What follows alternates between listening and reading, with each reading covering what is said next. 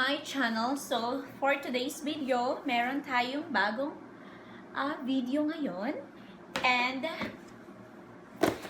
meron akong gustong ipakita sa inyo guys. Kasi nga, ayun nga, hirap na hirap ako mag-ayos ng aking buhok. So, ayun guys, ngayon, basa yung buhok ko. And, kailangan natin patuyuin agad ito kasi meron akong lakad ngayon. Ano ba yung dapat natin na gamitin para makapagpatuyo agad tayo ng buhok? So, I decided na umorder na bagong labas nila na this one, hot air brush. Eto, hot air brush. Eto siya. And then, ayun, na-deliver na nga sa akin. And, itatry natin siya kung effective ba talaga siya kasi hirap na hirap ako sa blower ko. Kasi sobrang hassle talaga. Lalo na pag may mga lalakaran kayo guys. Nagmamadali kayo. Kailangan nyo na agad makapagpatuyo ng buhok. And, para hindi tayo malate. So, eto na siya guys. Tcharan! Eto na siya. So, ayun.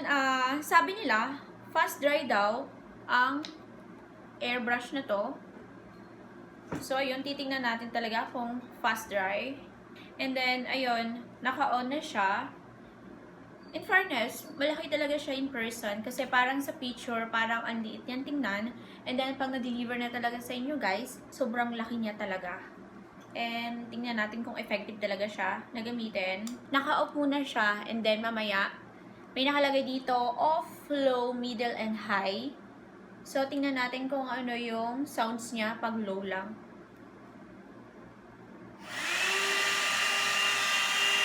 Ayun. May pagkalakasan yung tunog niya guys. And then, may bumubuga na. Sobrang init. Mainit siya, pero hindi naman ganun kainit. Then, tingnan natin yung kanyang, oops, ang ingay mo. Tingnan natin yung kanyang middle. So, low, middle. Ay, wait lang, sumobra. Ayun. Ayun guys, saka middle na siya. Parang mas malakas yung unang tunog, yung mas malakas yung low na tunog niya kaysa dun sa middle, parang pahina siya. And then, itatry naman natin guys yung high niya. Parang mas lumakas. Mas lumakas yung tunog niya. Dun lang tayo sa low para titry lang natin kung effective na siya sa unang try lang natin. Gagamit tayo ng pang clip sa ating hair.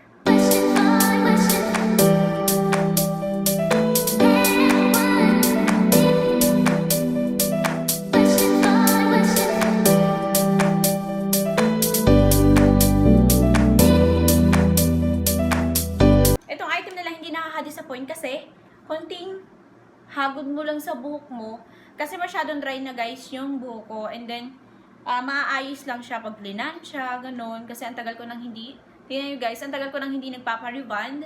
And yung buhok ko, yung kulay, nandito na sa baba. So, nung pag-brush ko talaga sa kanya, in fairness, effective siya. Ang ganda niya. Hindi kagaya dito guys, na sobrang daming buhok na nalalagas. Dito yata nalagas yung buhok ko. And then, nung ginamit ko to, hindi masyado siyang falling hair yung aking buhok dito. And then, kunting hagod lang sa kanya, tuyo na agad siya. And then, try pa natin. Ayun guys, ito yung buhok ko na plinansya kanina. Tapos, ito yung bago ngayon. So, paplansyahin ulit natin siya. Tingnan natin.